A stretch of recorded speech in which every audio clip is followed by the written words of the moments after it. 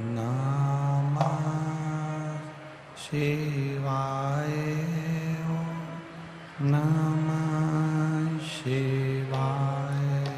ओम नमः शिवाय। ओम नमः शिवाय। ओम नमः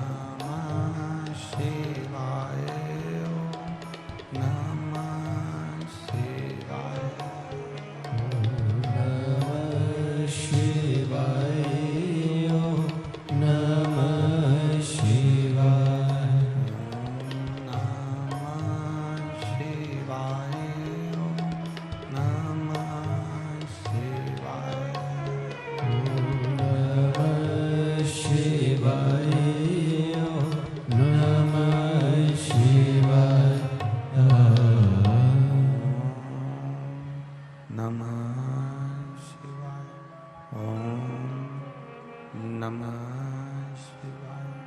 ओम नमः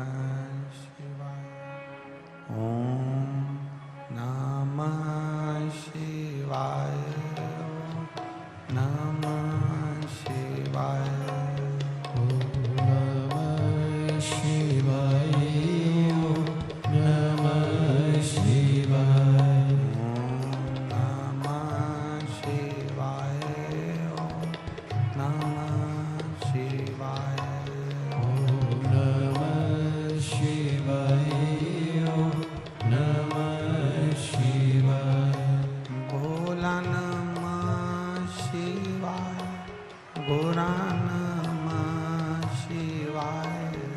रसपान ग्रहण कर रहे हैं।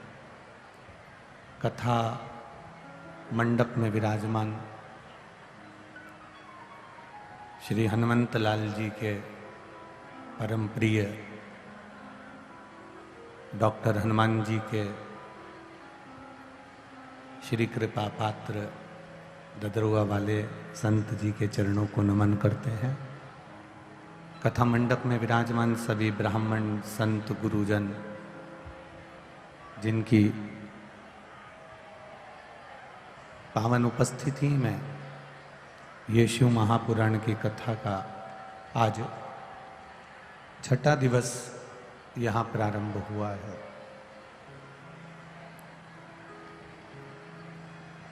छोटे से जीवन में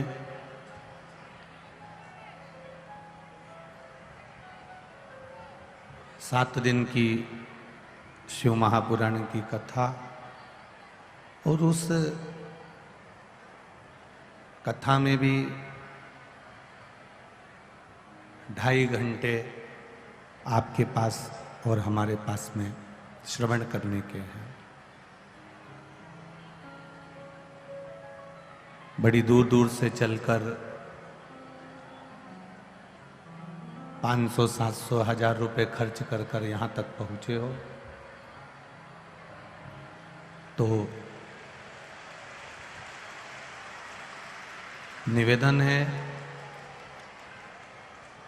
इस कथा में आपका चित्त, आपका मन, आपकी बुद्धि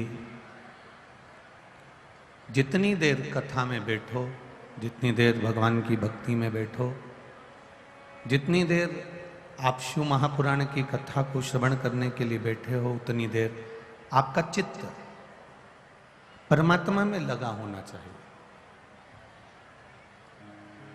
तेरी कृपा बिना न हिले एक भी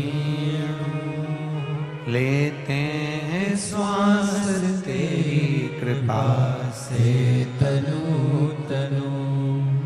बखान क्या करूं मैं राखों के ढेर का, चपटी भभूत में खजाना कुबेर का।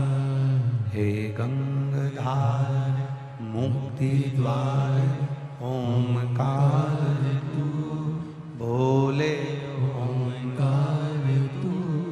आयो शरण तिहारी शंभु तार तार तू।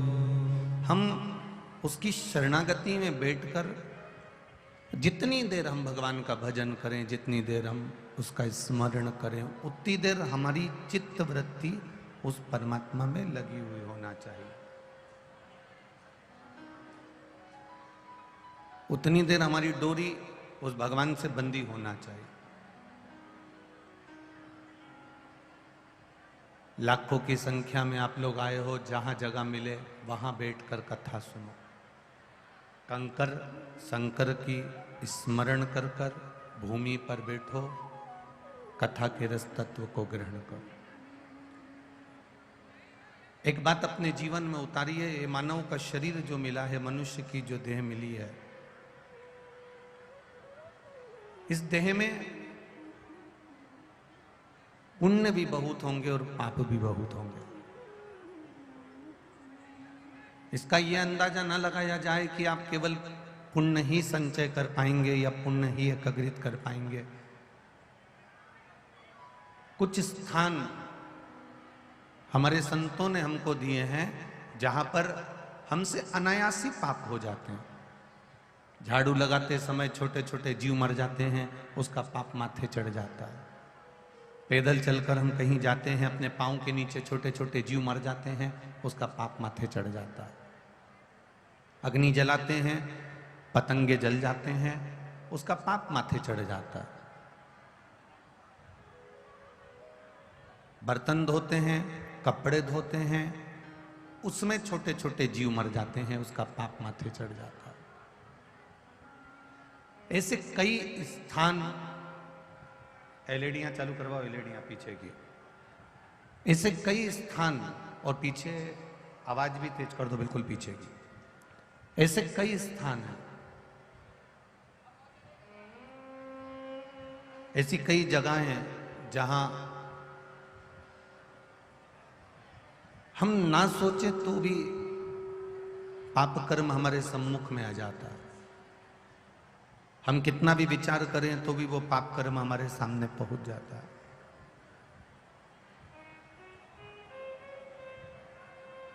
शिव कथा कह रही है, भगवान शंकर का संवाद कर रहा।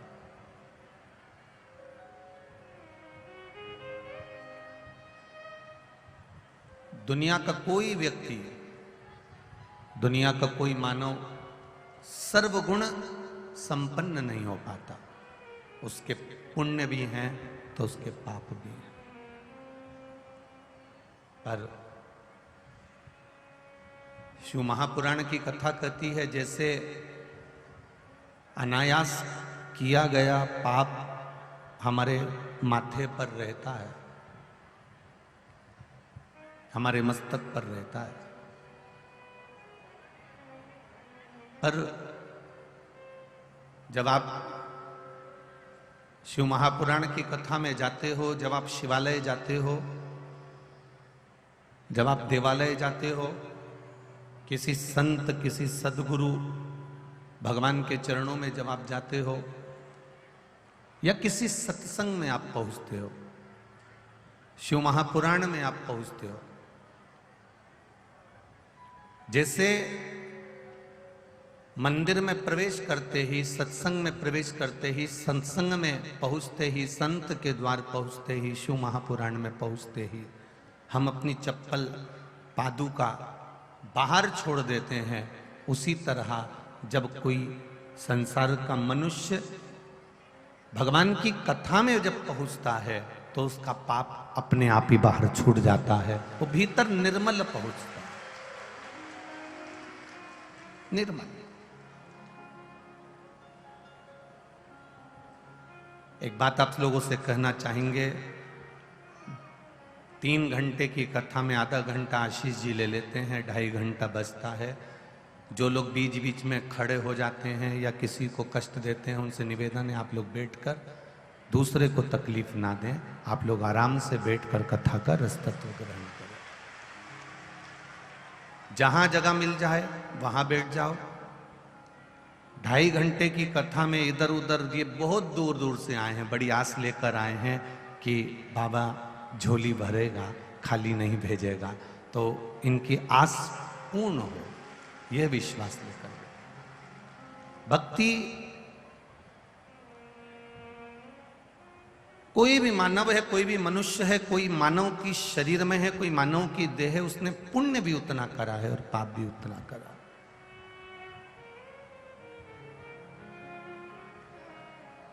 सर्वगुण संपन्न दुनिया में कोई नहीं हुआ। परशु महापुराण की कथा कहती है, माना मनुष्य के शरीर में अवगुण होते हैं, माना मानव की देह में अवगुण विराजमान होते हैं, पर शिव कथा कह रही है, देवादिदेव महादेव का संवाद कह रहा है। शंकर भगवान माता पार्वती जी से अमर गुफा में बैठकर अपना एक शब्द कहते हैं कि पार्वती, मानव की देह में अवगुण होते हैं, माना होते हैं, पर श्रेष्ठ वही होता है जो अवगुणों को भी एक और किनारा कर कर गुणवान बनने का प्रयास करे, भगवान की शरणागति प्राप्त करने का प्रयास करे। होंगे अवगुण, मैंने तेरे ही भरोसे बाबा, तेरे ही भरोसे हवा बिच उड़ती जावांगी, बाबा डोर तो छड़ी नावे कटी जावांगी, भोले मैं तेरी पतंग, शंभू मैं तेरी पतंग। हम जब उसकी शरणागति की ओर जाएं, हम जब उसके भजन की ओर जाएं, हम जब उसके कीर्तन की ओर जाएं, तो ये विचार कर कर जाना कि हम अवगुणों की खान है, पर मेरा मालिक, मेरा प्रभु, मेरा राम, मेरा कृष्ण, मेरा शिव मुझे अपनाएगा और एक साधारण से लोहे के टुकड़े को भी वो एक कोहिनूर हीरा बना सकता है, ये निश्चित। पहले कथा में कहा, आज फिर कहते हैं, नाली में, गटर में, गड्ढे में, कीचड़ में अगर कोई बच्चा गिर जाता है तो लोग उसको निकाल जरूर देंगे, पर उसको अपने गले से नहीं लगाएंगे। दुनिया के लोग गटर में गिरे हुए बच्चे को निकाल लेंगे, दुनिया के लोग नाली में पड़े हुए बच्चे को निकाल लेंगे, दुनिया के लोग खड्डे में पड़े हुए बच्चे को निकाल लेंगे, पर उसको गले से कोई नहीं लगाएगा। गले से अगर बच्चा कितना भी गंदा हो गया हो, गटर में गिर गया, नाली में गिर गया, खड्डे में गिर गया, कितना भी गंदा हो गया हो, उस बच्चे को अगर गले से लगाती है तो या तो उसकी माँ लगाती है या उसका पिता लगाता है, इसके सिवाय कोई नहीं। उसी तरह जैसे गटर में गिरे हुए बच्चे को माँ और पिता अपने गले से लगाते हैं, उसी तरह कहीं काम में, कहीं लोभ में, कहीं आसक्ति में, कहीं वासना में, कहीं तृष्णा में, कहीं मोह में, कहीं लोभ में, कहीं काम में, कहीं गलत विचारों में डूबे हुए मनुष्य जब भगवान के पास में जाता है, भोलेनाथ के मंदिर में एक लोटा जल चढ़ाने जाता है, जब कहीं शिव महापुराण की कथा में पहुंच पाता है, जब कहीं परमात्मा की भक्ति में पहुंच पाता है, तो ये तो लोभ में, ये आसक्ति में, तृष्णा में, ये वासना में, ये आसक्तियों में इतना कीचड़ में फंसा हुआ होता है, इसके बाद भी मेरा देवादिदेव महादेव उसको अपने गले से लगा ही लेता है। माता और पिता अपने बच्चे को भले वो नाली में पड़ा हो, गटर में पड़ा हो, अपने बच्चे को गले से लगाते हैं, उसी तरह परमात्मा भी लगाता है। महाराज गोस्वामी तुलसीदास जी जब जन्म लिए तो गोस्वामी तुलसीदास जी के जन्म लेते से ही उनके पिताजी बड़े विद्वान, बड़े ज्योतिषाचार्य और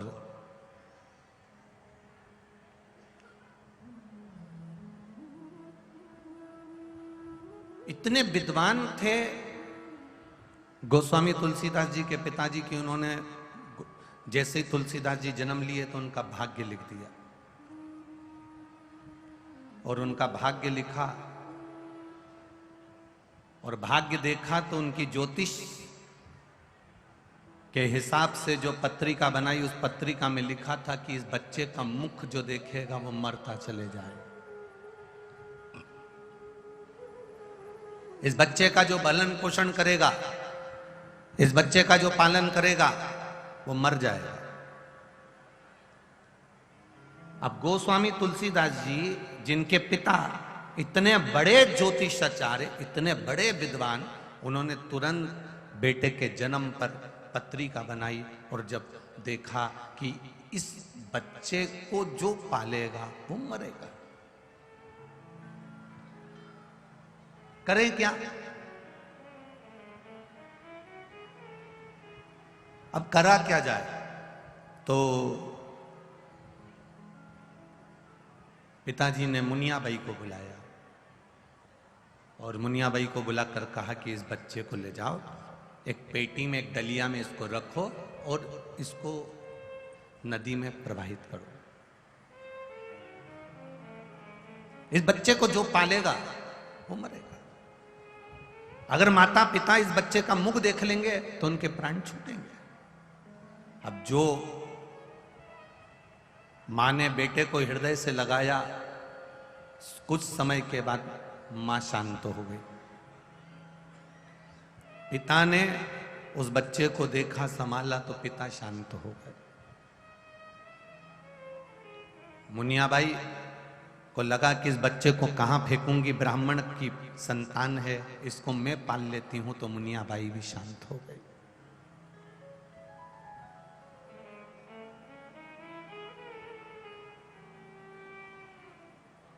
कौन संभाले? कौन? तब 5 वर्ष के गोस्वामी तुलसीदास जी भटकते भटकते, कोई उनको पूछे नहीं, कोई उनका साथ ना दे। आपको पहले भी कथा में कहा, ललाट पर लिखने वाला देव होता है और ललाट पर लिखे हुए को बदलने वाला महादेव होता है। दुनिया में किसी की सामर्थ्यता नहीं कि कोई बदल दे। अब तुलसी बाबा के जीवन में गोस्वामी तुलसीदास जी जब 5 वर्ष के हो गए, लोगों ने उनको पालना बंद कर दिया, उनको कोई पूछे नहीं, इसको जो रखेगा वो मरेगा, कोई नहीं साथ का। एक किसी ने उनका हाथ पकड़कर गुरु नरसिंह दास जी के पास में ले जाकर छोड़ दिया। शास्त्र कहता है ये गुरु नरसिंह दास जी कोई दूसरे नहीं थे। संत सदगुरु ये साधारण नहीं होते। अगर ये संसार में जीते हैं तो परमार्थ के लिए जीते हैं, तो ये शिव का ही एक स्वरूप होते हैं, ये कोई दूसरा नहीं। आज हमारे बीच में ददरुआ धाम वाले महाराज जी विराजमान हैं। जंगल में भी श्री हनुमान जी की सेवा करते करते उन्होंने जंगल में भी बाबा को ऐसी भक्ति करी कि वो जंगल भी मंगल हो गया। ये संत हो, ये सदगुरु, ये एक आनंद का विषय हो। महाराज गुरु नरसिंह दास जी के पास में किसी व्यक्ति ने ले जाकर छोड़ दिया तुलसीदास जी को। नरसिंह दास जी को सूचना दी कि इस बच्चे का जो पालन करता है वो मरता है। अब कोई नरसिंह दास जी कोई साधारण तो थे नहीं, शिव का एक अवतार, संत सदगुरु, मार्ग दिखाने वाला। चाहे घर में माता हो, चाहे पिता हो, चाहे तुम्हें मार्ग दिखाने वाला कोई भी होगा, तुम्हें मार्ग दिखाने वाली अगर तुम्हारी धर्म पत्नी भी होगी, तुम्हें मार्ग दिखाने वाला तुम्हारा पति भी होगा, तुम्हें मार्ग दिखाने वाला तुम्हारा भाई होगा, तुम्हें मार्ग दिखाने वाला कोई तुम्हारा सखा, कोई बहन, कोई जमाई, कोई आदि कादिक जो भी होगा, जो तुम्हें सही मार्ग पर ले जाकर छोड़ रहा हो, समझ लेना वो तुम्हारा रिश्तेदार नहीं, वो देवाधिदेव महादेव का एक स्वरूप है।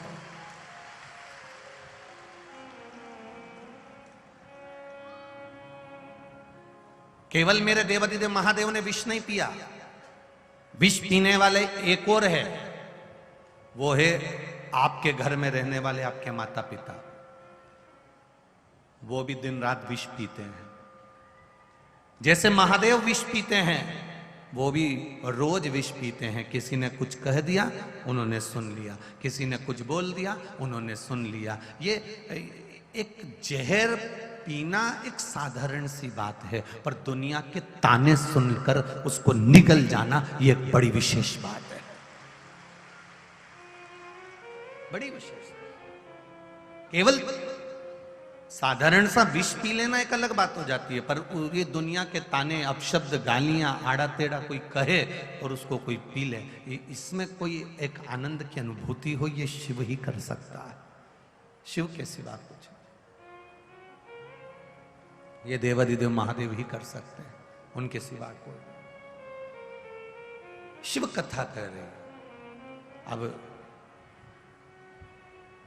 गुरुजी के पास में ले जाकर छोड़ दिया। गुरुजी कौन? शिव के अवतार, शंकर का एक स्वरूप श्री नरसिंहदास जी, उन्होंने पकड़ लिया। लोग कह रहे हैं कि इसका मुख जो देखता है, इसका साथ जो देता है, वो मर जाता है।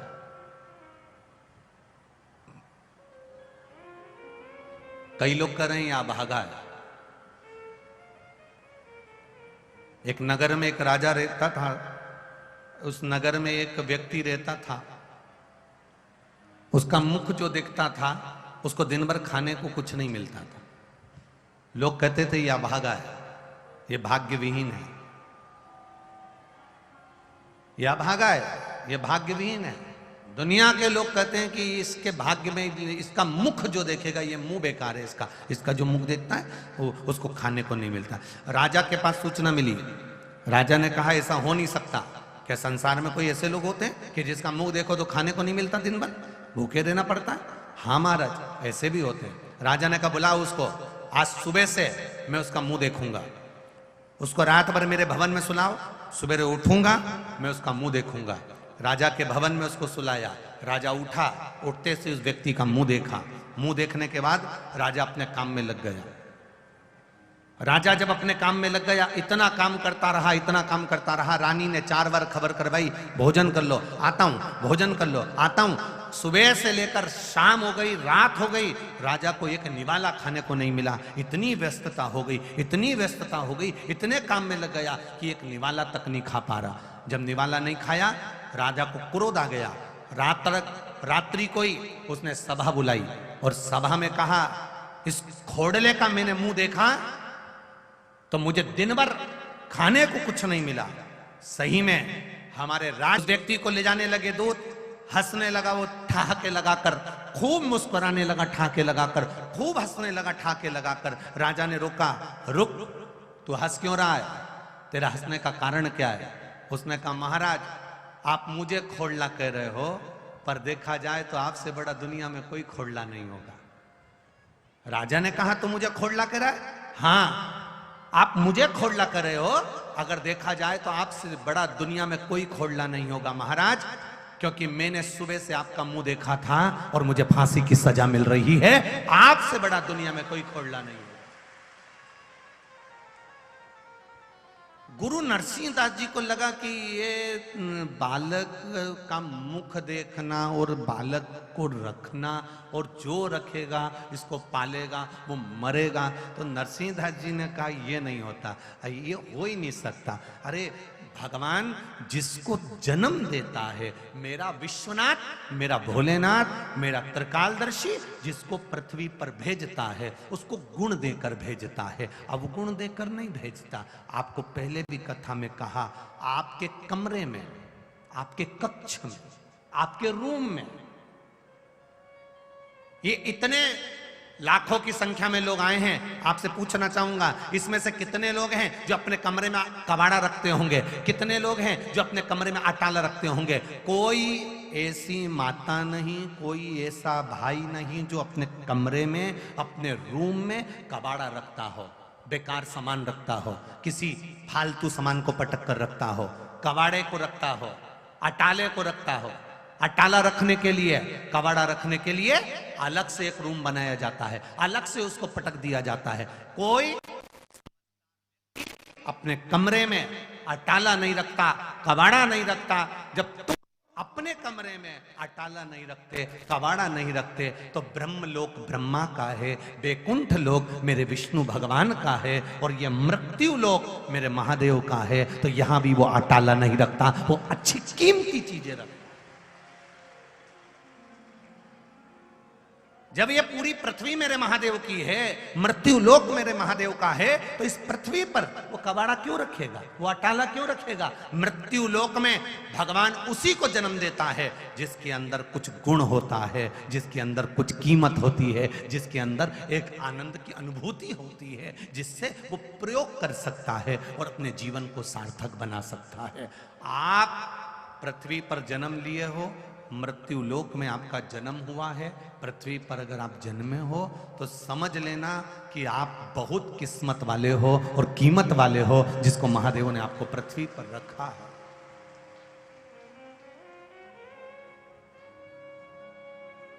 कीमत वाले को और किस्मत वाले को भगवान पृथ्वी पर रखता है। जिसकी किस्मत ही नहीं है, जिसकी कोई कीमत ही नहीं है, भगवान उसको रखता ही नहीं, मां के गर्भ में ही उसको शांत कर देता, माता के गर्भ में से ही निकलने नहीं देता। अटाला यहां आएगा, पड़ा रहेगा, कोई मतलब नहीं। जिसकी कीमत हो उसी को रखा जाए। आप समझ लेना आप कितने किस्मत वाले हो और कितने कीमत वाले हो। कई लोग कहते हैं हम बड़े परेशान हो गए, हम तो मर जाएं तो अच्छा, हम तो मर जाएं तो अच्छा। एक बात याद रखना, मरने की मत सोचना, सोचना ये कि हमारे अंदर वो कौन सा गुण है जिसको हम प्रकट करें, ऐसा कार्य अपने जीवन में करें, इतनी मेहनत करें, इतने काम में डूब जाएं कि अपने आप को हम निखार लें, और निखारेंगे तो आगे बढ़ते चले जाएं। हम अपने आप को निखारेंगे तो आगे बढ़ेंगे। अग्रणी मत बुरे कर्म कर बंदे, वरना पछताएगा। भगवान की आंखों से तू बच नहीं पाएगा, तू बच नहीं पाएगा। अरे ओ अज्ञानी मत कर नादानी, तेरे कर्म का फल भी तू ही पाएगा। जैसा किया तूने तेरे आगे आएगा। मत बुरे कर्म कर बंदे, मत बुरे कर्म कर बंदे, वरना पछताएगा। भगवान की आंखों से तू बच नहीं पाएगा, तू बच नहीं पाएगा। अरे ओ अज्ञानी मत कर नादानी, अरे ओ अज्ञानी मत कर नादानी। अपने आप को निखारे हम। क्यों मरना? पति ने कुछ कह दिया, मायके में जाकर बैठ गए। पत्नी ने कुछ कह दिया, मुंह फुलाकर बैठ गए। क्यों मुंह फुलाना? कितना भी झगड़ा हो जाए, कितनी भी लड़ाई हो जाए, कितने भी ताने दे दिए जाए, कितना भी अपशब्द कह दिया जाए, पर बात कभी बंद ना करी जाए। करते रहो। कोई बुरा भी कर रहा है ना, तो उससे दूरी बना लो, पर बात बंद नहीं कर। दूरी बना लो, ठीक है, वो अपना काम करेगा, पर अपने को, अपने शब्द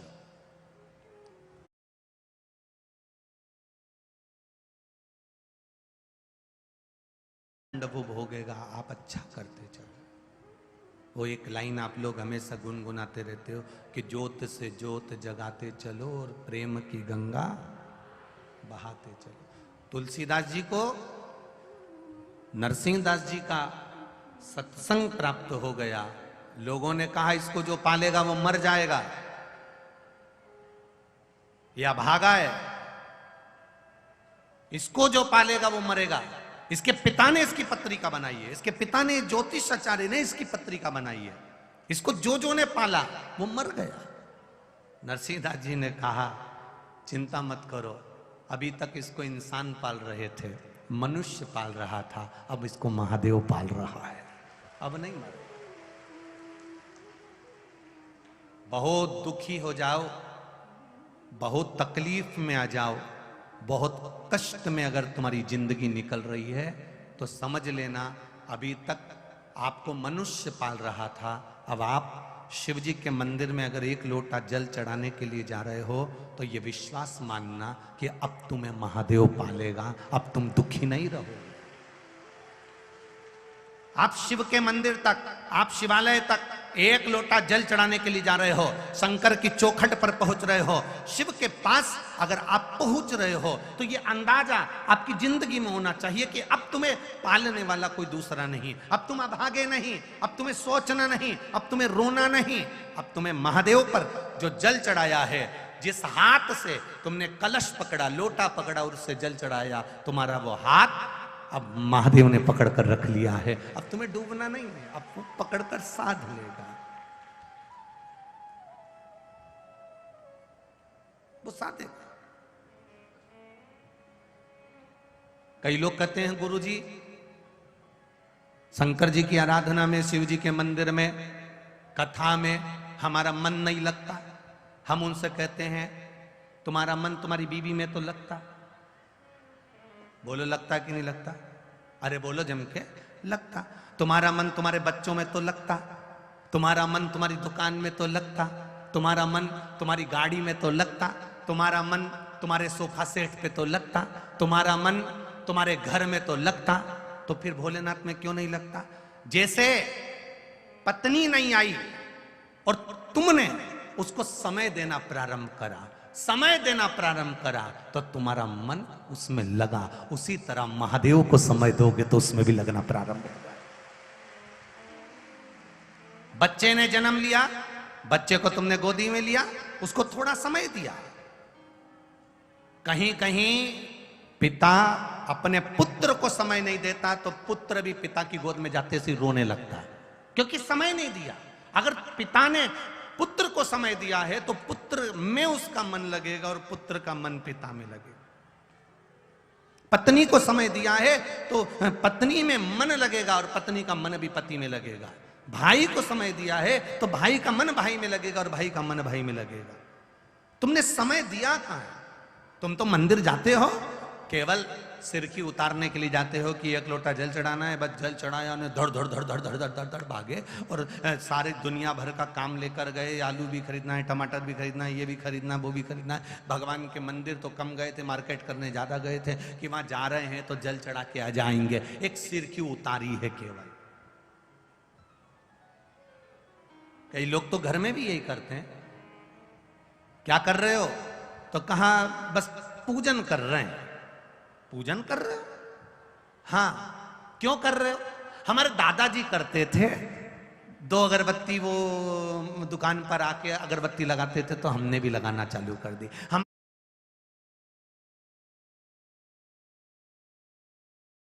झाड़ू लगाते थे तो हमने भी लगाना चालू कर दिया। हमारे दादाजी ऐसा करते थे तो हमने भी ऐसा करना चालू कर दिया। कभी विचार करो, अभी तक हम यही कर रहे थे। आंवले के पेड़ की पूजन क्यों करते हो? हमारी सास करती थी। पीपल के पेड़ की पूजन क्यों करते हो? हमारी सास करती थी। तुम समझो तो सही कि तुम क्यों कर रहे हो, उसका कारण क्या है? क्यों शंकर के मंदिर में लोग नहीं जान पाते थे? पहले शिव जी के मंदिर में गए, जल चढ़ाया, आ गए। अब लोगों को समझ में आ गया अशोक सुंदरी की जगह कौन सी है। समझ में आया कि नहीं आया? अब लोगों को समझ में आ गया गणेश जी का स्थान कौन सा है। अब लोगों को समझ में आ गया कार्तिकेय का स्थान कौन सा है। अब लोगों को समझ में आ गया कि जो शिवलिंग शंकर भगवान का शिवलिंग जहां रखा रहता है ये जलाधारी नहीं है, ये क्या है?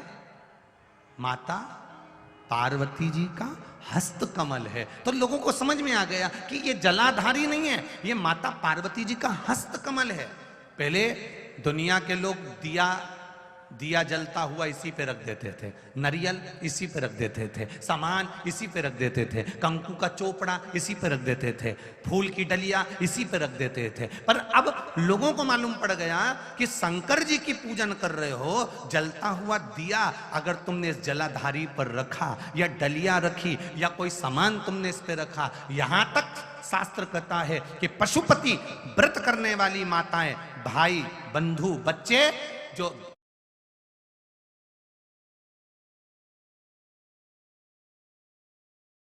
खाता अगर जलाधारी पर रखाता है तो हमारा कार्य सफल नहीं होता, उसके सामने नीचे रखाता है।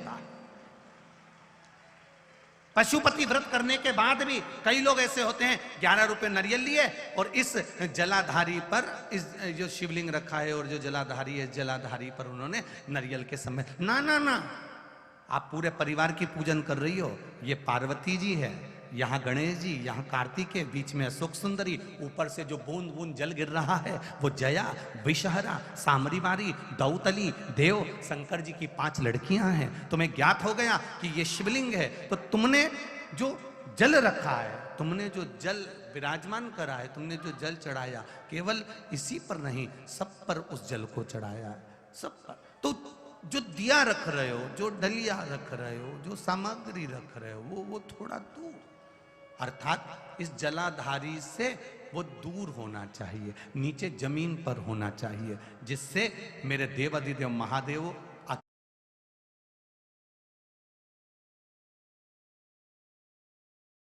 वो श्रीफल नहीं, तुमने उनके पूरे परिवार को श्रीफल प्रदान किया है। उसमें तुम्हारी चूक है, उसमें तुम्हारी गलती है, तुम्हारी गलती है उसमें किसी दूसरे की गलती नहीं, तुम्हारी। और एक ने गलती नहीं करी होगी, ऐसी बहुत सारे लोग बैठे होंगे जिन्होंने गलती करी है। दिया ले जाके वहां रख दिया जलता हुआ, डलिया रख दी, सामान कितनी है उसको सुधारो, उसको सुधारो। बोलो ईमानदारी की बात, जो दवाई नाक में डालने की होगी वो नाक में ही डालना पड़ेगी। बोलो रीजी जी, हाँ सही है कि गलत है? और जितने जीजा बैठे हैं वो भी बोल लो सही है। जो कान में डालने की दवाई है वो कान में डालना पड़ेगी, जो टेबलेट खाने की है उसे खाना पड़ेगा, जो पानी में घोल कर लेने की है वो पानी में घोल कर लेना पड़ेगा।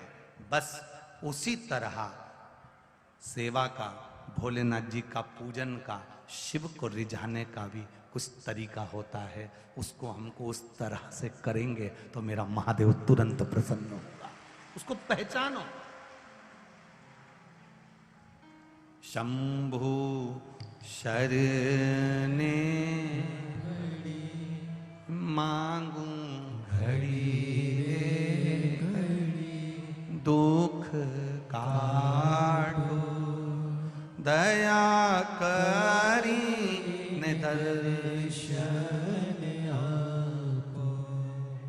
आप करो उसका भजन, आप करो उसका स्मरण, आप करो उसका संकीर्तन, श्रेष्ठता में करिए।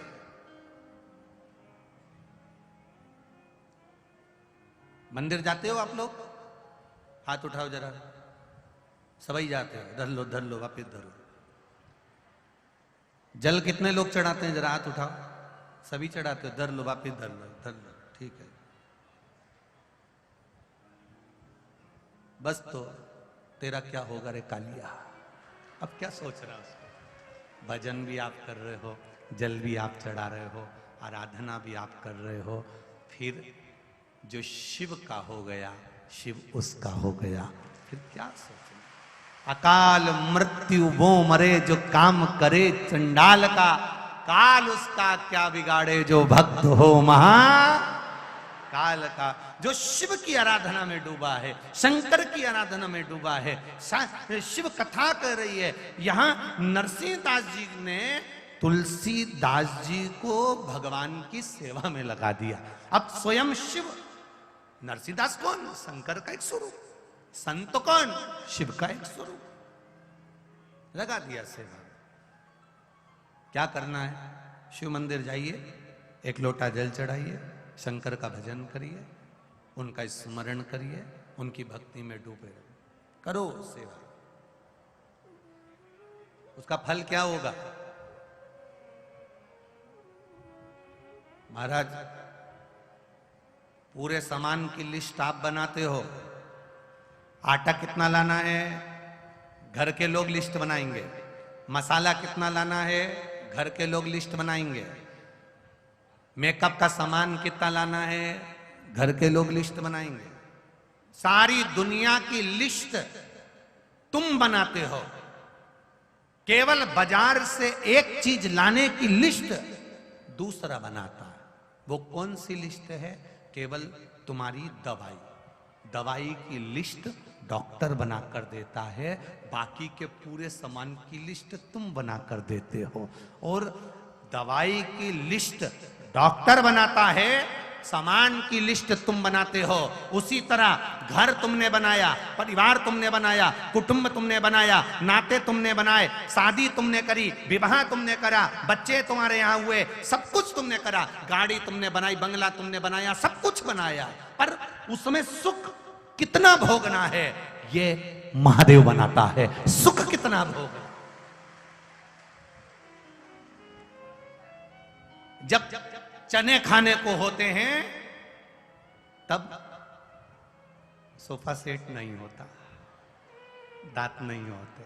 जब दांत होते हैं तब बोलो, जम के बोलो, चने नहीं होते। जब सुख की जिंदगी जीने का समय आता है, सब तरह से ऐश और आराम की जिंदगी हो जाती है, तब भगवान फिर परीक्षा लेना प्रारंभ कर देता है।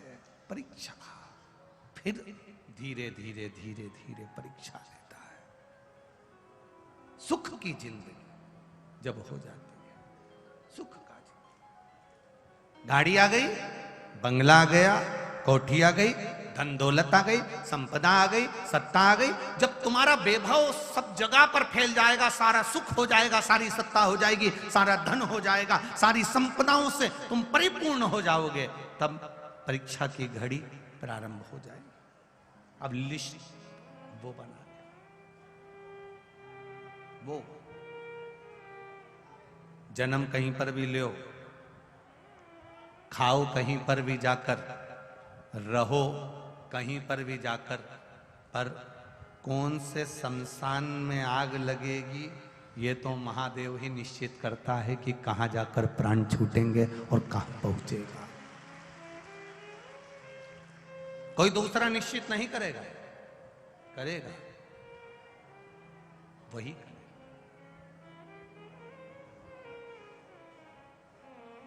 मेरे भोले तेरा सहारा है,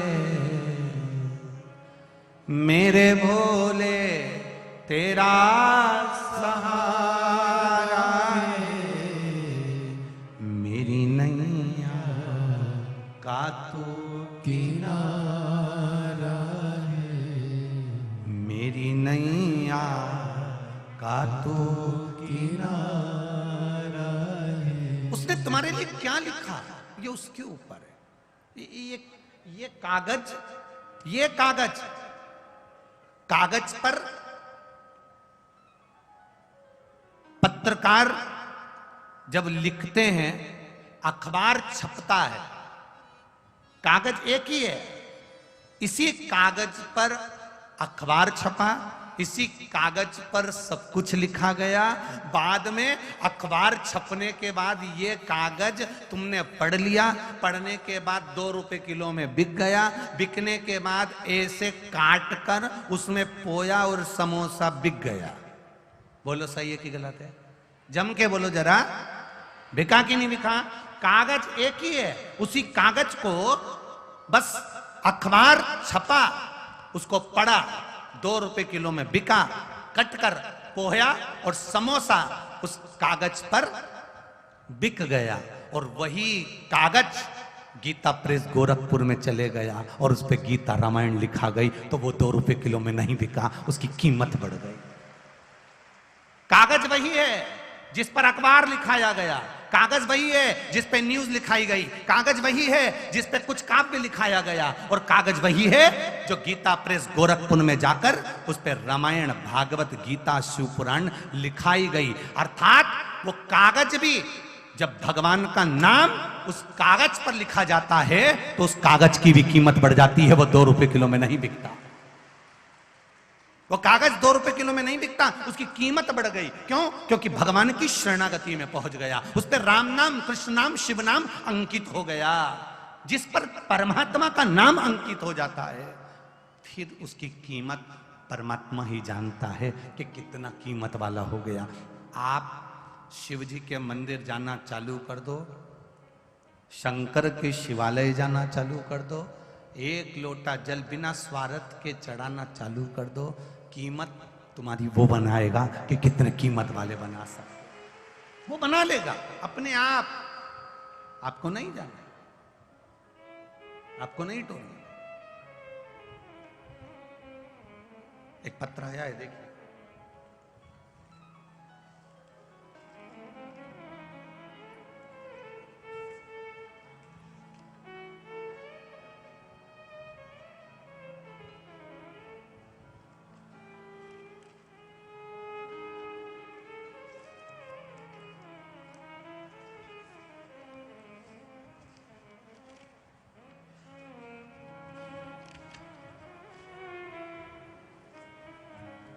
पहले उस व्यक्ति के फोटो देख लो जिसका पूरा भेजा, पूरा सिर फूट चुका था और उसके पूरे सिर में टांके ही टांके, उसका वेंटिलेटर पर पड़ा हुआ फोटो और सिर पूरा खुला हुआ।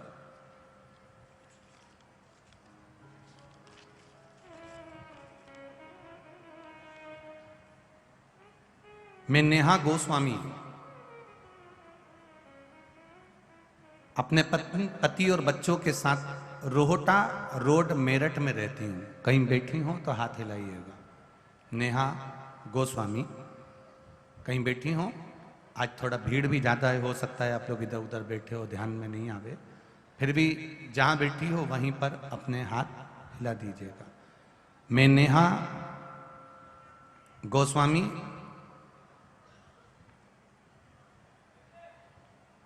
गुरुजी, उनकी पोस्टिंग लेह की थी, तभी 24 अगस्त को बाजार जाते समय, 24 अगस्त 2022 को बाजार जाते समय उनका एक्सीडेंट हो गया और पूरा सिर उनका फूट चुका। शरीर ने काम करना बंद करा, उनको कोई ले जाकर हॉस्पिटल में डाल दिया। गुरुदेव, डॉक्टरों ने देखा तो उन्होंने भी कह दिया इसका ऑपरेशन करना पड़ेगा, पूरा भेजा खुल चुका है। वेंटिलेटर पर डाला, आईसीयू में रखा, ऑपरेशन की समय आ गया। रात्रि को 11 बजे उनका ऑपरेशन चालू हुआ, जो सवेरे 5 बजे तक होता रहा। कितनी बजे चालू हुआ था? रात को 11 बजे। और ऑपरेशन कितनी बजे तक चलता रहा? सवेरे के 5 बजे तक ऑपरेशन चलता रहा। गुरुदेव, तो भी डॉक्टरों ने कह दिया था कि इनकी कोई चांस नहीं है। गुरुजी, 72 घंटे दिए गए, वेंटिलेटर पर पटक दिया गया, सिर पूरा खुला हुआ था जैसा मैंने फोटो लगाया। गुरुदेव, तब पास के पलंग वाले ने, किसी ने कहा कि अब डॉक्टर ने काम कर दिया, महादेव से विनती करो, श्री शिवाय नमस्तुभ्यम जपो, कोई जाए तो मंदिर से थोड़ा सा जल लाके इनके मुंह में डाल दो। आखिरी में तो लोग गंगा जल तो देते ही हैं, तो तुम शिव का जल डाल दो। शंकर पर चढ़ा हुआ जल वेंटिलेटर पर पड़े हुए उनके शरीर पर लगाया, होठों पर लगाया। गुरुदेव, डॉक्टर ने 72 घंटे दिए थे। 8 घंटे के बाद बाबा की कृपा से उनके शरीर में हलचल होना प्रारंभ हो गई। ये शिव तत्व है। और बाबा की कृपा से वेंटिलेटर से नीचे उतारा, आईसीयू में रखा। और अब जो कभी शिवालय, शिव के मंदिर तक नहीं गए, पर आज प्रसन्नता का विषय ये है कि आज उनके हृदय में शिव समाया, शिव समाया, इसलिए उनका मन मंदिर तक जाने का हुआ। और मंदिर तक जाने का हुआ तो तुम उसकी चौखट तक अगर पहुंचे हो तो वो भी तुम्हारे दरवाजे तक तुम्हें साधने के लिए पहुंचा। आप गए उसकी चौखट तक, आप गए उसके द्वारे तक, आप गए उसके दरवाजे तक, आप उसके पास तक बस पहुंच गए, फिर उसने साधा। शंभु शरणे मांगू घड़ी रे दुख काटो, दया करी ने दर्शन आपो। ये शिव तत्व को हमें जानने का मौका मिला। गुरु नरसिंह दास जी ने उनको एक लोटा जल पकड़ाकर शिव की आराधना में लगा दिया। जो नरसिंह दास जी के आश्रम में जो शिवालय था उसकी पूजा में लगा दिया, पूजा में लगाया, आराधना में लगाया। और बस उसकी शरण में जब पहुंचते हैं, उसके पास जब पहुंचते हैं, उसका स्पर्श जब हम कर लेते हैं, उसकी चौखट का जब हम स्पर्श कर लेते हैं, तब वो खुद संभाल लेता, स्वयं संभाल लेगा, करा स्पर्श। और जिस तुलसीदास जी को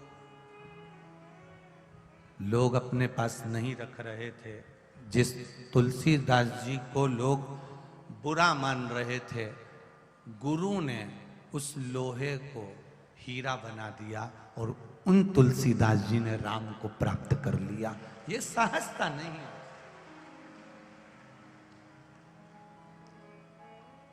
लिखने वाले ने लिख दिया तुम्हारे भाग्य में दुख लिखा है, लिखने वाले ने लिख दिया तुम्हारे भाग्य में कष्ट लिखा है।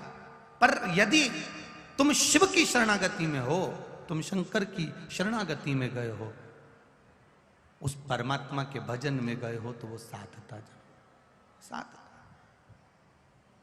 देखिए, कल कथा चल रही थी और उस कथा में अपन स्मरण कर रहे थे कि वो गुण निधि जाने के बाद में दम नाम का राजा बन जाता है, जिस गुण निधि ने शंकर जी के मंदिर से केवल चोरी करी थी प्रसाद की। वो गुण निधि जिसने शिव जी के मंदिर में से प्रसाद चुराया था, मात्र नैवेद्य चुराया है, उस गुण निधि ने, यज्ञदत्त के पुत्र ने केवल नैवेद्य चुराया और उसको लोगों ने वहां मार दिया। और मारने के बाद उसका जो जन्म हुआ वो दम नाम के राजा के नाम रूप में हो गया। और जब दम नाम के राजा के रूप में उसका सुंदर आनंद में जन्म हो गया, तब उसने शिव भक्ति को छोड़ा नहीं, शंकर के भजन करता रहा और प्रत्येक नगर के एक एक मंदिर में दीप दान करवाता रहा। कल कथा में आपको कहा था, मौका मिले, जब जीवन में लगे कि यह काम अटक रहा है और बहुत जरूरी है, तब कितनी बत्ती, जम के बोलो जरा, जम के बोलो जरा, आवाज आना चाहिए, 2 बत्ती। और वो 2 बत्ती भी अलग नहीं होना चाहिए। एक बत्ती पहले तैयार करी लंबी, फिर दूसरी बत्ती तैयार करी, दूसरी बत्ती को तैयार कर कर दोनों बत्ती को फिर एक साथ मथा, 2 बत्ती एक के रूप में जलना चाहिए। शिव और शक्ति दोनों एक। कई कई माताएं मंदिर में मालूम पड़े दिया लगाने जाएं और कह दे कि नहीं, सियोर वाला महाराज ने बोला है 2 बत्ती रखना है, तो उसने दिए के अंदर 2 बत्ती अलग अलग रख दी। ना ना ना ना, बत्ती अलग बनेगी। कपास लिया, एक बत्ती तैयार करी, कपास लिया, दूसरी बत्ती तैयार करी, दोनों को तैयार कर कर फिर दोनों को एक कर दिया। अर्थात शिव और शक्ति दोनों को एक हो। ये दोनों की शक्ति से जो कार्य मेरा अटक रहा है, जो कार्य में मुझे तकलीफ आ रही है, ये दोनों मिलकर उसको पूर्ण कर दें, वो एक कर कर।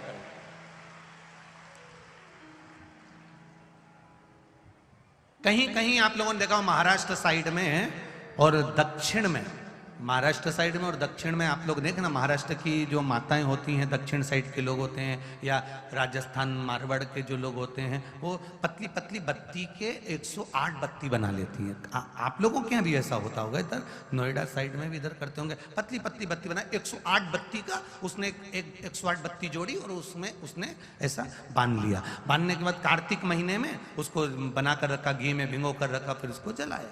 बोलो देखा है कि नहीं देखा? किस किसने देखा है? आप लोगों ने यहाँ भी देखा होगा, वृंदावन में बांके बिहारी जी के यहाँ, या फिर यमुना जी के घाट पर, या गंगा जी के घाट पर, हरिद्वार में आपने देखा होगा। कई माताएं पतरी पतरी बत्ती बनाती है और बत्ती बनाने के बाद उसकी 108 करके उसको बांध कर फिर घर से लेकर जाती है, घी के दिए में उसको रखकर फिर उसको जला देती है।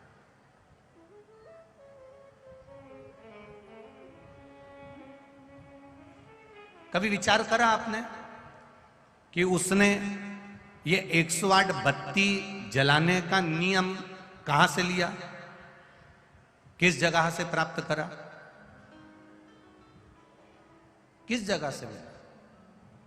तो जो 108 बत्ती जला रहे हैं ये नियम कहां से लेकर आए? तो कहा कालिंग राज के, कालिंग का जो राज्य था उसके जो राजा थे अरिदम, अरिदम का जो पुत्र था दम, उस दम ने प्रत्येक शिव मंदिर में 41 तरह के दीप प्रज्वलन करना बताया। 41 तरह का दीप प्रज्वलन, एक बाती का, लंबी बाती का, फूल बाती का, कलेवा या मौली नाड़ा जो होता है इसका दीप, वस्त्र का दीप, लकड़ी का दीप, ये 41 दीपों की महत्वता बताई है दम ने। कालिंग देश का जो राजा हुआ अरिदम, अरिदम का जो पुत्र हुआ दम, उस दम ने 41 तरह के दीप का महत्व बता दिया। जैसे आपको पहले आप लोगों ने कथा में सुना होगा, यूट्यूब पे भी वो कथा डली होगी, पहले हमने वर्णन करा है दीप शिव महापुराण कथा, सुनिए किसी ने? अगर सुनी होगी तो उसमें आपने सुना होगा गोल बत्ती, लंबी बत्ती, चौकोर दिया, गोल दिया, इसका भी वर्णन करा। फिर हमने बीच में वर्णन करा था कार्तिक महीने में गोल तुलसी का क्यारा, चौकोर तुलसी का क्यारा, षड आकृति का तुलसी का क्यारा। बोलो सुना है कि नहीं सुना? सुना है ना आप लोगों ने? तो उसमें वर्णन आता है एक एक चीज का। तो राजा दम, कालिंग देश के राजा अरिदम का पुत्र दम, जब अरिदम मर गए, अरिदम के प्राण छूट गए, तब दम राजा का राज्य आ गया।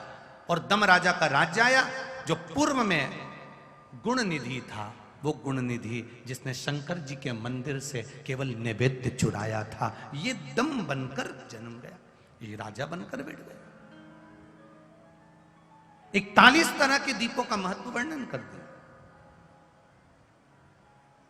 अब 2 बत्ती का महत्व आपको बताया, 1 बत्ती का महत्व आप जानते हैं, यूट्यूब पर फूल बत्ती का डला हुआ है, मौली बत्ती का डला हुआ है, लकड़ी का, तुलसी की लकड़ी का, बेल लकड़ी का, ये सब उसमें डले हुए हैं, आपने स्मरण करिएगा। अब जो आप लोगों ने देखा कि 108 बत्ती का उन्होंने दीप बनाया और गंगा जी के घाट पर, यमुना जी के घाट पर, या शिवालय में, देवालय में, कहीं हनुमान जी के मंदिर पे, कहीं राम जी के मंदिर में, कहीं कृष्ण के द्वार पर, कहीं पवित्र जगह पर, तीर्थ में उसको लगाया।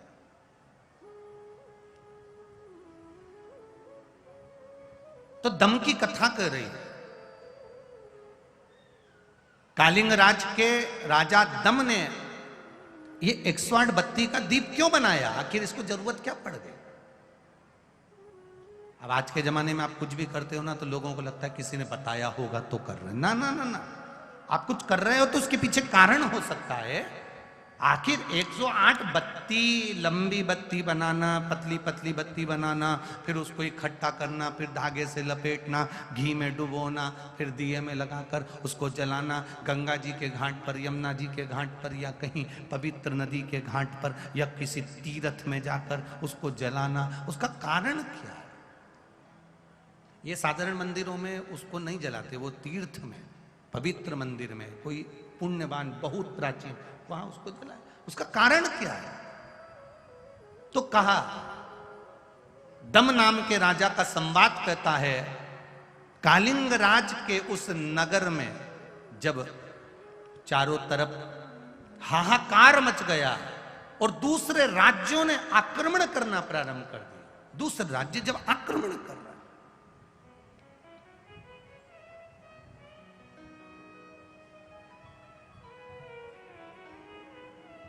एक तुम्हारा छोटा सा प्लाट, बहुत अच्छे से समझो, पहले अपनी बात पे समझेंगे तब अपन कथा तक पहुंचेंगे। अपना एक छोटा सा प्लाट, उस प्लाट पर रजिस्ट्री तुम्हारी, पैसा तुमने खर्च कर दिया और उस प्लाट पर कब्जा दूसरे ने कर लिया।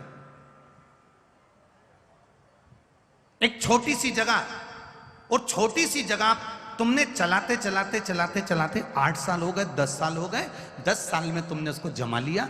जमाते जमाते जमाते जमाते अब दूसरे को लगने लगा कि ये जगह मुझे मिलना चाहिए क्योंकि इस पे व्यापार अच्छा हो रहा है, इसमें कमाई अच्छी हो रही है। क्या करना चाहिए? ये जगह मेरी होना चाहिए। इधर से भी प्रेशर आया, इधर से भी प्रेशर आया, सामने से भी प्रेशर आया। चारों तरफ से जब आक्रमण होने लगता है, हर जगह से, जैसे एक बीमारी व्यक्ति को है, एक छोटी सी बीमारी व्यक्ति को है, और वो छोटी सी बीमारी, अब डॉक्टर ने कह दिया हमको लग रहा है ये बीमारी छोटी नहीं है, ये बीमारी बड़ी हो सकती है, हो सकता है ये बीमारी और बड़ी हो। एक पत्र आया है, देखिए, उस पत्र से अपन समझते हैं।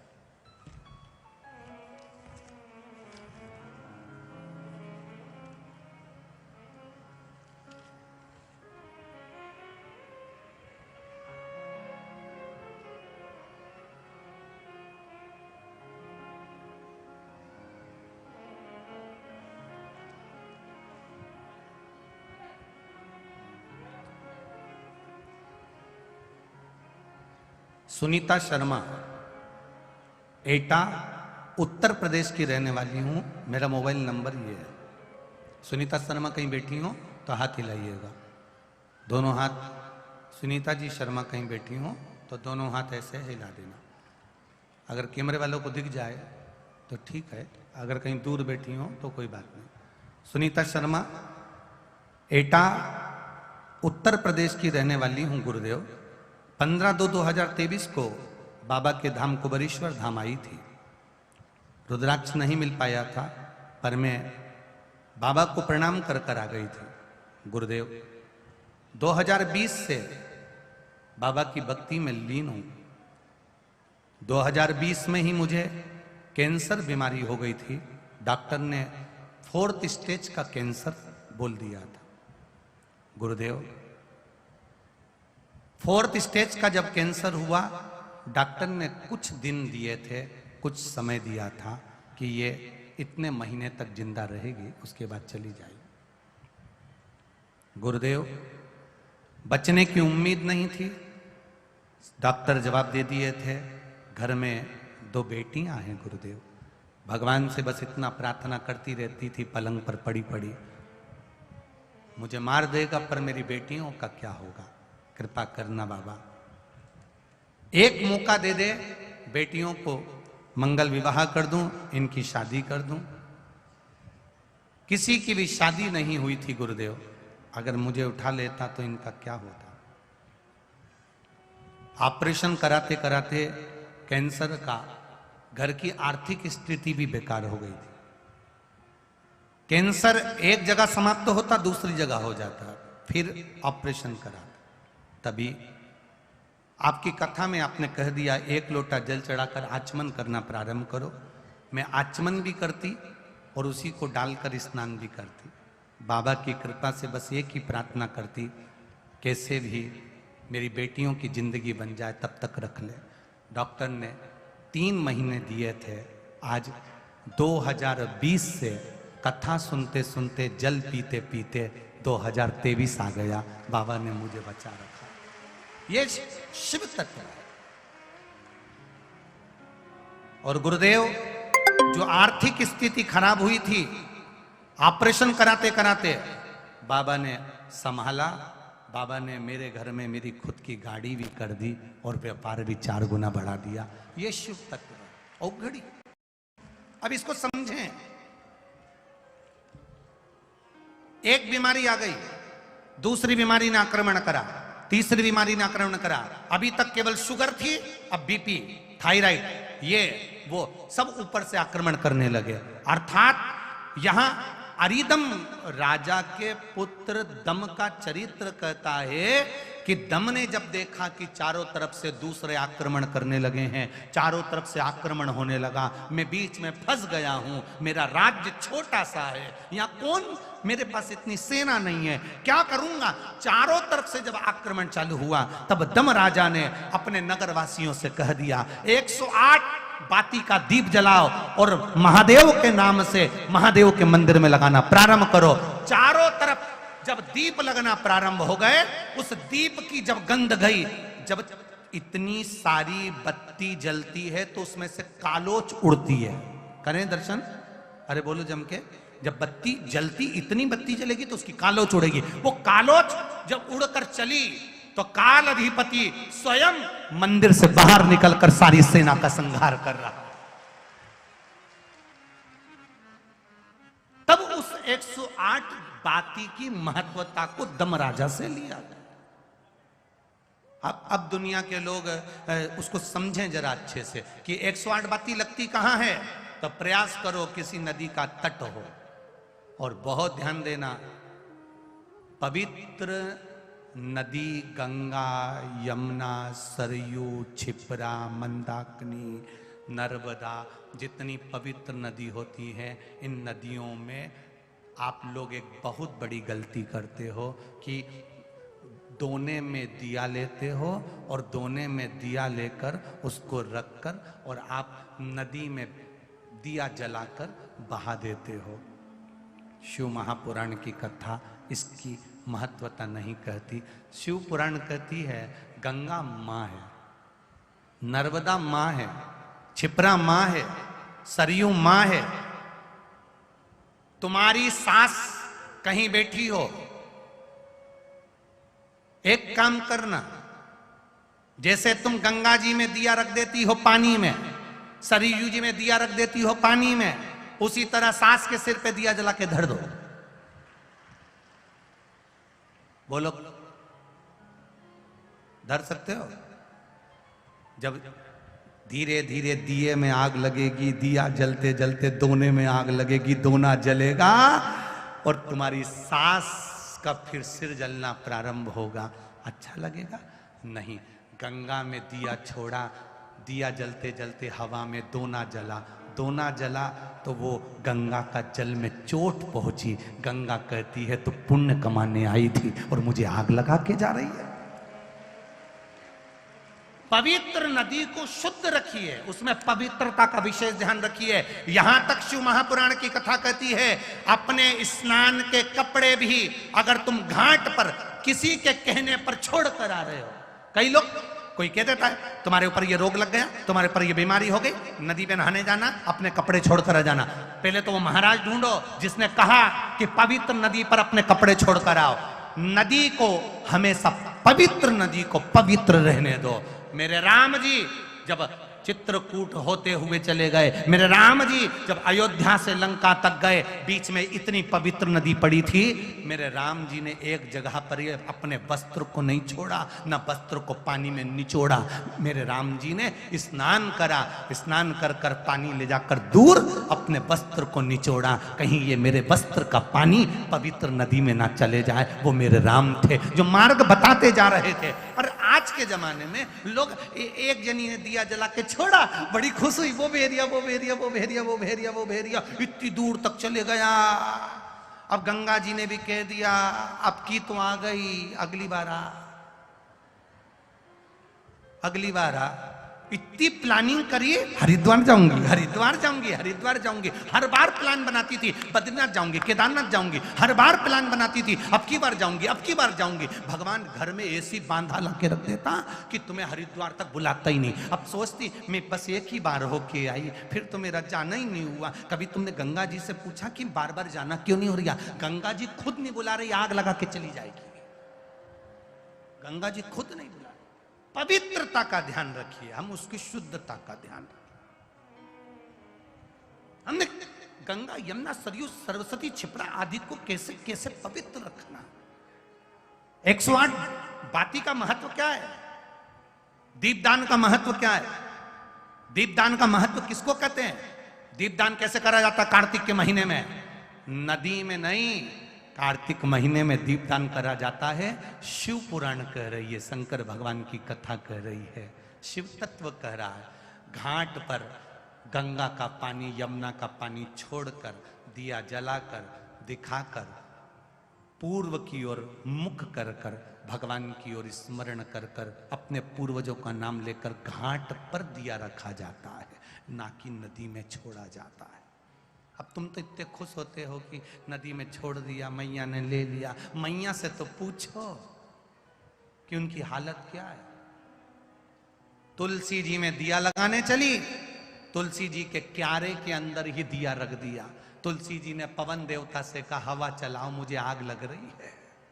पवन देवता ने हवा चलाई, तब तुलसी मैया हिली। इसको लगा कितनी प्रसन्न हो रही है तुलसी मैया। जो दिया लगा लगा के रखती, दिया फिर बुझ जाता, फिर लगाती, फिर बुझ जाता, हवा तेज हो जाती। कभी कभी तुमने तुलसी जी में दिया लगाया, हवा तेज चल गई, क्यों चली? क्योंकि तुलसी जी को लगता है ये क्यारे में रखकर जाएगी और मुझे आग लगा के जाएगी। थोड़ा दूर रखो, दूर। मंदिर में भगवान से दिया दूर रखो, दूर। हम उसको समझ नहीं पा रहे। 108 बाती के दीप की महत्वता दम राजा का चरित्र कह रहा है। जब तुम्हें लगे कि 4-5 बीमारी घेर रही है, जब तुम्हें लगे कि ये तकलीफ आ रही है, जब तुम्हें लगे चारों तरफ से किसी ने घेर लिया, तब फिर किसी तीर्थ में, किसी नदी की पवित्रता में, किसी धाम में, किसी प्राचीन शिव मंदिर में, किसी देवालय में, किसी शिवालय में फिर जाकर, फिर उस दीप को कहकर, बाबा दूर, मेरे भगवान से दूर, बहुत दूर लगा दिया। विनय कर, निवेदन कर, उससे कर।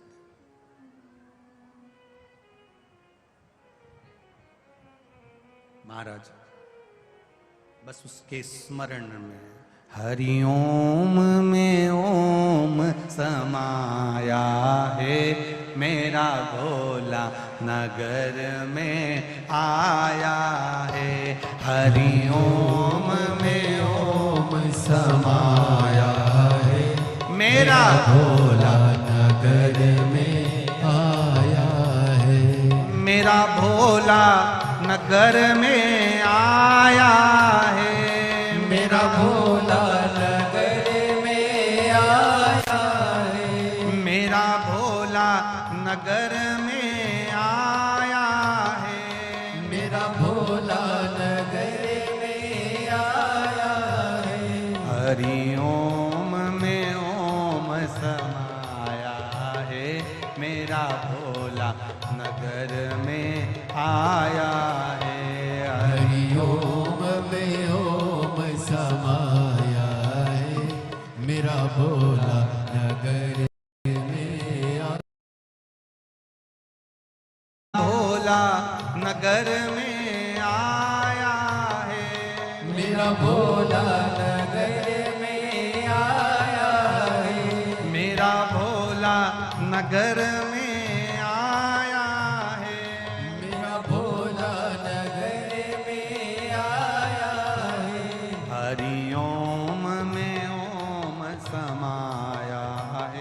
मेरा भोला नगर में आया है।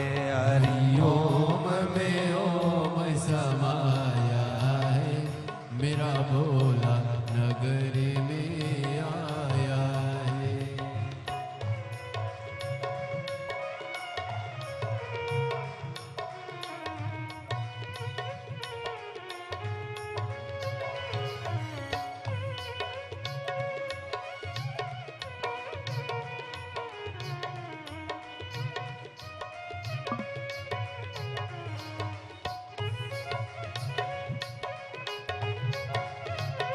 जय हो।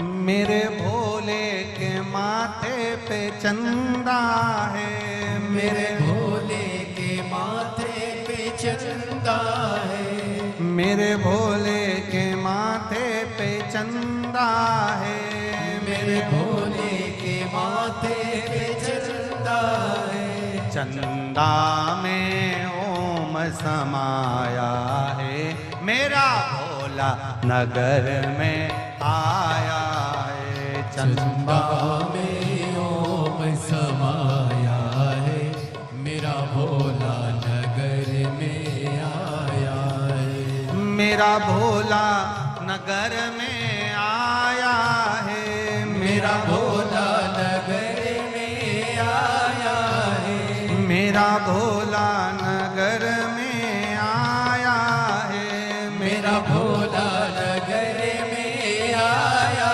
है। हरि ओम में ओम समाया है, मेरा भोला नगर में आया है।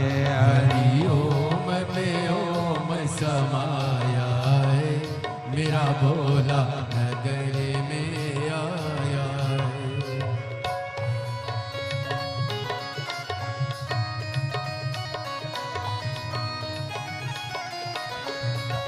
जय हो।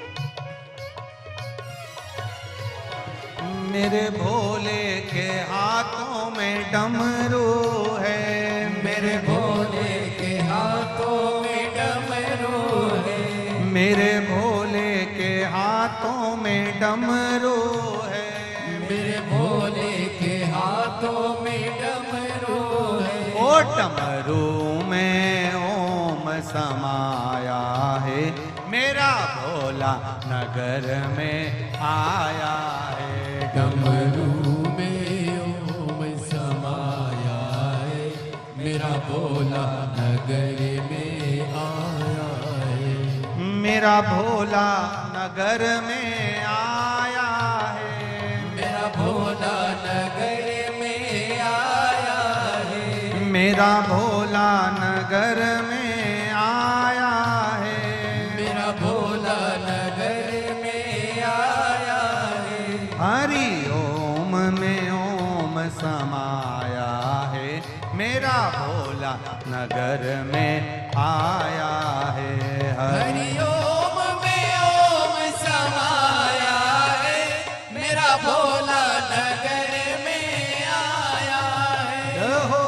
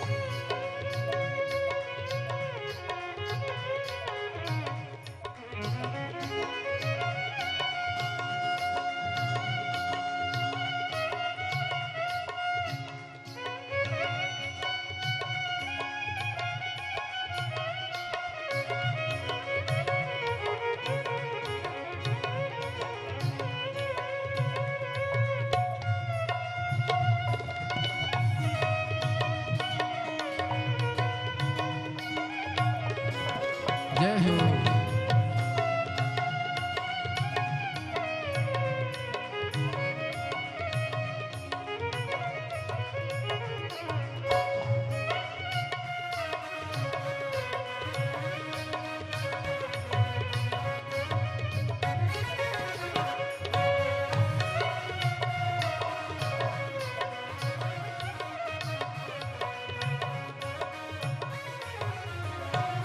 मेरे भोले के मस्तक पे गंगा है, मेरे भोले के मस्तक पे गंगा है, मेरे भोले के मस्तक पे गंगा है, मेरे भोले के मस्तक पे गंगा है। ओ गंगा में ओम आया है, मेरा भोला नगर में आया है। हरिओम में ओम समाया है, मेरा भोला नगर में आया है। हरिओम में ओम समाया है, मेरा भोला नगर में आया है। हरिओम में ओम समाया है, मेरा भोला नगर में आया है। ओम मेरा भोला नगर में आया है, मेरा भोला नगर में आया है। ओम मेरा भोला नगर में आया है, मेरा भोला नगर में आया है। हे हरि ओम में ओम समाया है, मेरा भोला नगर में आया है। हरि ओम ओम में ओम समाया है, मेरा भोला नगर में आया है। हरि ओम में ओम समाया है, मेरा भोला नगर में आया है। हरि हरिओम में ओम समाया है, मेरा भोला नगर में आया है। हर हर महादेव। अपने स्थान पर बैठकर भगवान शिव से अपने हृदय की बात बड़े बाबा से दिल अपने भाव